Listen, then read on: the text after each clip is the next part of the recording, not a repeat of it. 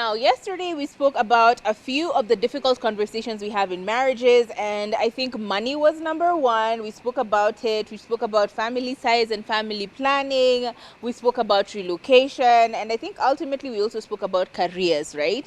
Now, today we continue on with the one other biggie that comes with marriage, and how do you manage to solve it before you get married, right? Let's have this conversation before we get married. And it is simply, how do we resolve conflicts? I swear to God, it feels like conflict resolution is like this particular, as the girls we just spoke about. That's a situation wherein you have a conflict, but you do not resolve it properly, and or you don't know how to resolve it, and or you have different fighting styles, and therefore you end up having a difficulty in how to address an issue.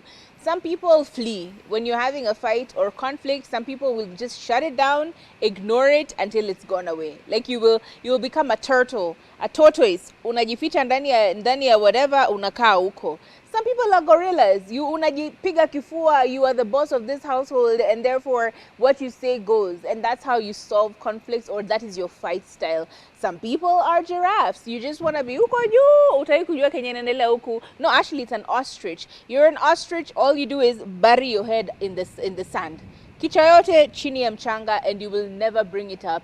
You will ignore it as if nothing happens. You're not hiding, you're just disappearing. You don't want to talk about it. And so there are so many fighting styles that you probably need to know about, essentially. But how do you resolve conflict in your relationship, and having that conversation about it? Why do you need to figure it out, and what are some of the questions that can lead you into it? One is, how do you handle disagreements and conflicts? Like, actually just ask this person, hey Turi, if you and I got into a fight right now, how would you handle it? How would you react to it? And I need to know so that I am able to put this in the back of my mind. And let Turi explain, how do you handle how do you handle conflict in life? If we had conflict, how do you handle it? First of all, I think about it. I exclude myself and I go think about it and try to be reasonable about it, because I realized I have a very sharp tongue. So if I say something in the moment, it'll be the most hurtful thing. So if something happens and I feel slighted, I will excuse myself. I will go somewhere, I will go home, I will think about it, and then I will address it. Now, you see, her giving me this information makes me understand that when we have a fight and she's not reacting to me, then I know for sure she just needs a moment to think about it. She will get back to me whenever she's ready. And that enables you to figure out in the future how to act and how to conduct yourself. And also, you sharing your fighting style and trying to find a middle ground can be very helpful going forward, because conflict is just inevitable in any relationship, in any situation. Another one is asking, what is the what do you prefer as a conflict resolution? Because some fights, they just don't have answers. So what do we do now? How do we resolve conflict? How do you actually resolve conflicts in your in if we had a conflict right now, how do you feel like we should have resolved that conflict? I'm not sure. I think then let me give you an idea of what I would do. Seeing as you're a person who wants to just like get your time and figure out your life, figure out where your head is at, and not try and be a total,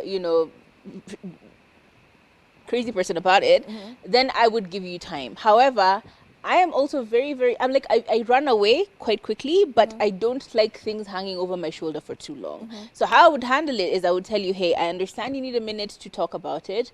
Can we please to think about it and solve it, but can we please put a timer on it? I don't want this to go over and blow over into 3, 4, 5 weeks. So can we please now have an agreement on when you're comfortable having this conversation? Can we talk about it in 2 days? Let's talk about it in 2 days, see where we're at, and see how we can solve it from there.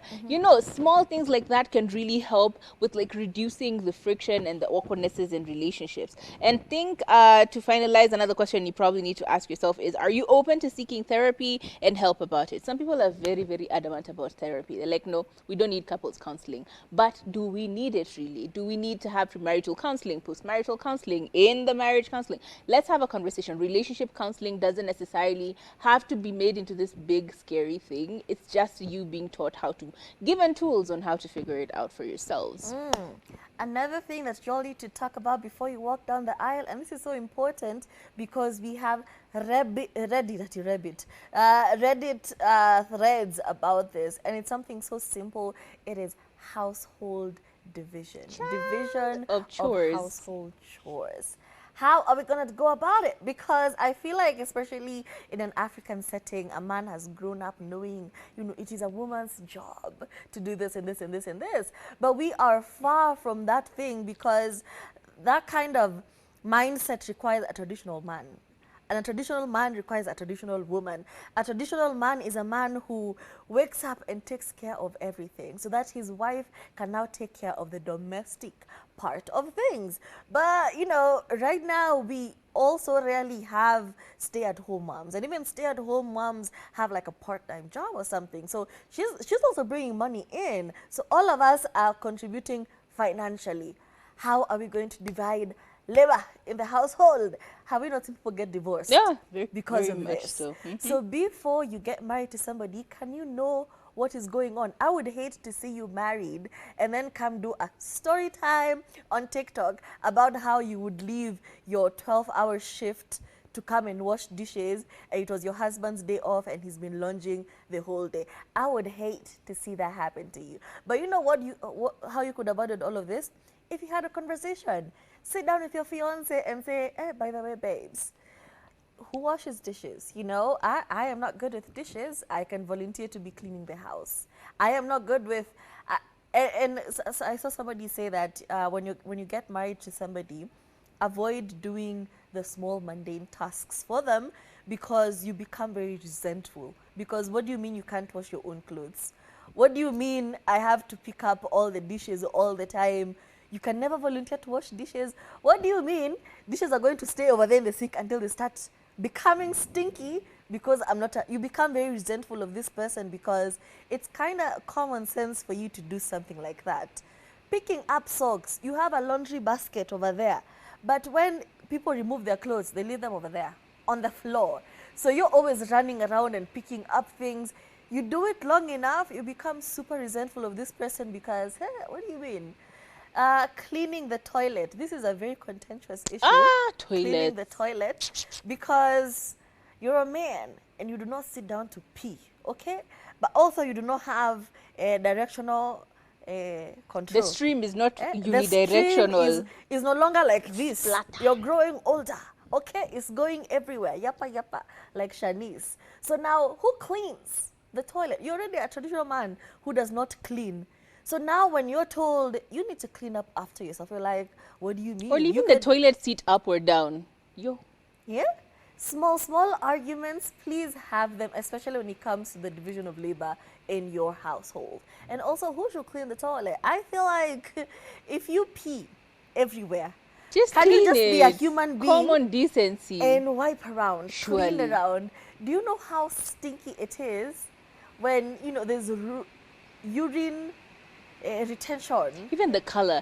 Sometimes it's like you haven't drunk water, it's just yellow. Oh, God. And I'm coming into the washroom to find yellow splatter everywhere. Disgusting. How can I Grow have up. intercourse with you when I've seen your urine on the toilet seat? Yo.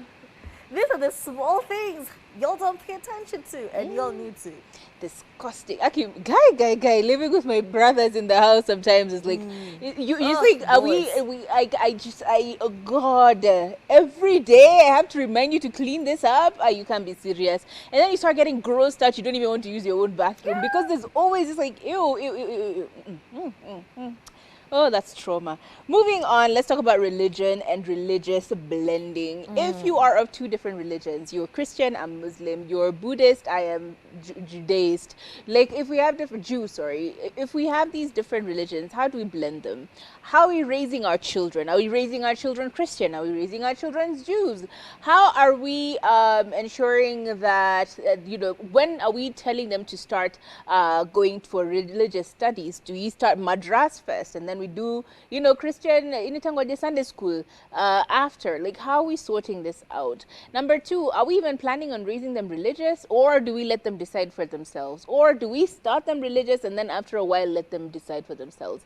Like, how are we dealing with religious holidays, Because you have, for example, you have Ramadan, and then we have Christmas. You have, what's the Jewish one called? The one just before Hanukkah. You have Hanukkah, and we have, Thanksgiving the other day, and we have different opinions about it. So how are we splitting this up? Are we going to celebrate every single holiday, or are we going to celebrate some holidays this year, switch it up for next year? Like, how do we make sure that our spirituality and religion doesn't become a force of friction or a cause of strife? We need equalness in everything. How do we sort that out so that one person doesn't feel disgruntled? Because that can be such a huge thing. It can lead to a huge blow up. So make sure that you're finding a balance when it comes to religion and religious blending. And also the very taboo topic of the in-laws. Yo. How are we going to move forward when it comes to the relationship with our families, our respective families? And I feel like sometimes one family usually feels like they have more stake in this relationship than the other family. There's usually that silent competition going on between families. But before you actually walk down the aisle and actually make it official and get married, you all need to sit down and talk about the relationship or how you're going to relate to families. For example, if an argument arises or a disagreement arises while I'm with your family, are you going to stick up? We need to talk about how you're going to conduct yourself. Okay, if there's a disagreement, you're going to have my back. Okay, there's nothing as horrible as you being in somewhere, it's not your family. You've come to visit them. An argument takes over and they all pile on against you. Remember, it is me and you against the world. So if something happens, you have my back first. We go home, we talk about it. If I'm the problem, we come and apologize. That's the only way to do it. Also, family living with us.